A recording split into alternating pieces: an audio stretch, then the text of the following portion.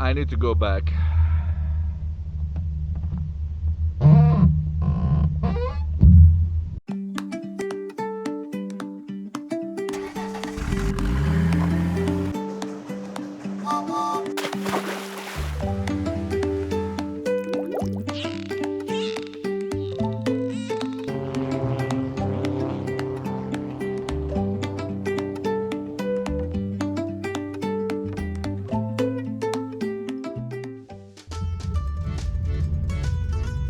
Tunisia had gone and passed. With a bug still sore as heck and plenty of pills in my system, I finally succeeded in making it all the way back to Musumeli in Sicily, where all of my good old friends were waiting to greet me. So there was plenty of hugs and a lot of Italian moves, and some more hugs just to top it all up.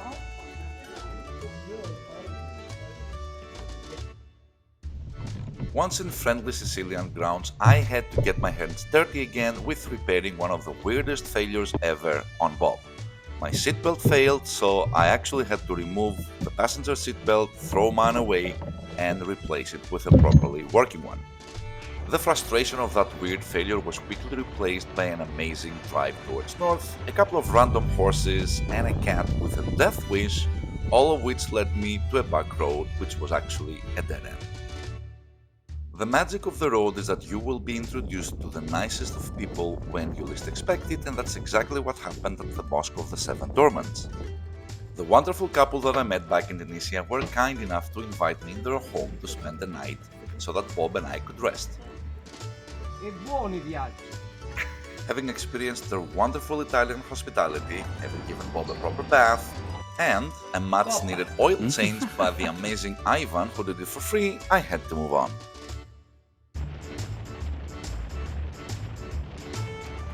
And so I kept on driving due north after a one-night stop at Sora towards Tuscany.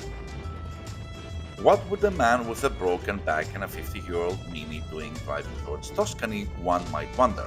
Well, I was actually invited to a wedding that I was not planning to miss, so I gobbled up as many pills as I could, and there I was, all nice and shiny, at the church on that very important day for my friends. And then it was time to move on towards home. Having made it that far up north, I realized that that was my golden opportunity to drive through the infamous Stelvio Pass and towards Switzerland for a change. But there was one problem with that plan. The Stelvio Pass was closed.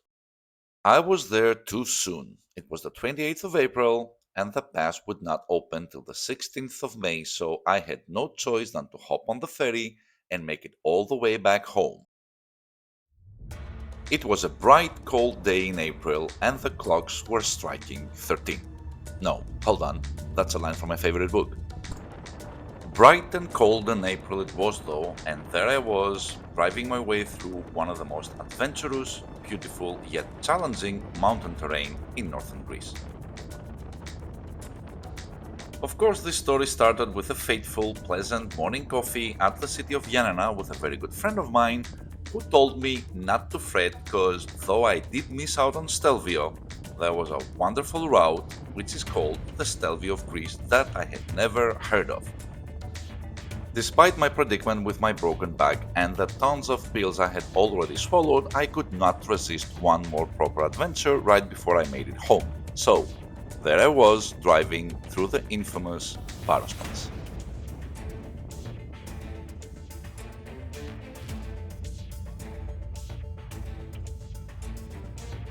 One of the oldest mountain roads in Greece, and definitely the highest paved one, being at an altitude of 1,905 meters, spanning almost 100 kilometers from Yanina all the way to the village of Metaro. This is definitely an incredibly remote yet undescribably scenic route, driving through gorges on the side of waterfalls, through old military bridges, and what have you. So, if any of you guys ever find yourselves up here, make sure that both you and your car are in top condition.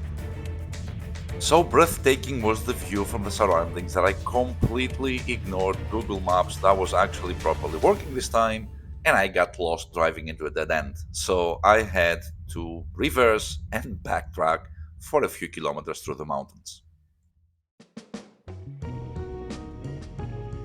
After a mechanically uneventful drive, both Bob and I successfully managed to climb all 1,905 meters of that extremely picturesque drive towards the very top of the Baros Pass.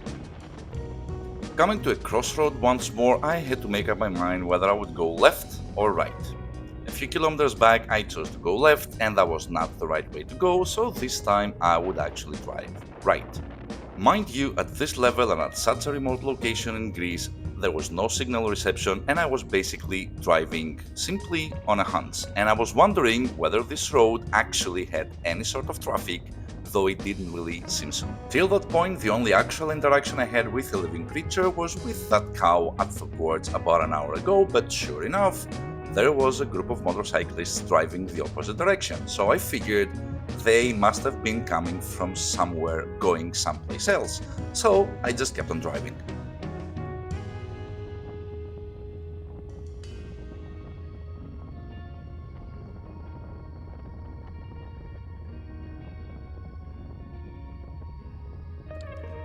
This was an extremely rewarding drive. It was definitely the drive that I enjoyed the most throughout my entire trip, 55 days on the road, testing and driving through all kinds of terrain just to see how well Bob would perform. Believe it or not, the Baros Pass features 67 hairpin bends. That would be 7 hairpin bends more than the actual Stelvio Pass, which more than compensated me for the 800 meters in difference in altitude, because the Stelvio Pass itself has a maximum altitude of 2,757 meters, and the Baros Pass falls 800 meters shorter than that at 1,905. But still, man, what a drive! It would not be an exaggeration to state that I was completely ecstatic on my last day on the road. Absolutely loving every single kilometer, bend, turn, hairpin, what have you. It was a blessing. Hurtback or not, that day was an absolute blessing. And of course, just as I thought that I was literally out of the woods and towards the lower valleys, there came a roadblock that I could neither ignore nor overtake. This was probably, I don't know, the 17th, 20th time that I was driving somewhere on a road that seemed pretty normal, only to end up at a dead end. Apparently, that specific part of the road was under construction. Of course, there were no signs saying it was.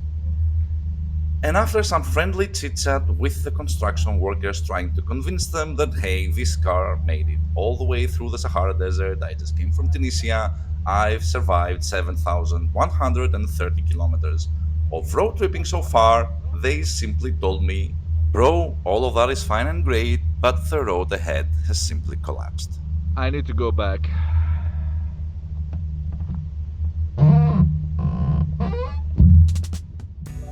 That most definitely solved the mystery of the group of motorcyclists driving the opposite direction to me. They had actually done the exact same mistake as I had done.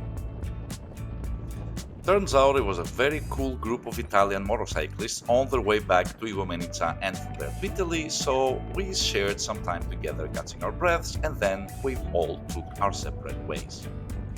It's really cool how the road works like that sometimes. Luck has it, or destiny has it, that you meet some of the most interesting and sometimes influential people of your life. Spend some time together, may that be a few minutes or a few hours or a couple of days, and then you guys move on to your separate directions, never to see each other again. But the memories left behind and the learnings taken from those encounters will follow you wherever you go throughout the rest of your life. There are way too many things written on Bob from way too many cool and wonderful people that I met along the way, but out of all the writings, there is one that stuck with me for good.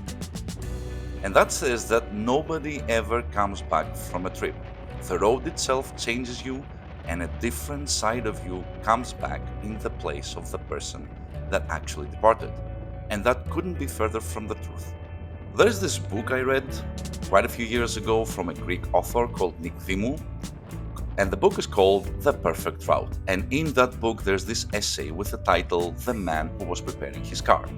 And it was basically a story about a fellow who was constantly dreaming of a super long haul trip throughout the world, constantly preparing his car, constantly on the edge for that proper right moment to depart, and he never ever actually tried to do that trip. Passed away without even clocking one single mile. All he did his entire life was dream of that trip. I did not want to be that man. As I was driving through, almost home after 55 days on the road, after 7,132 kilometers, 3 different countries, endless memories and encounters, I was extremely proud, happy, and content with myself that I no longer was that man.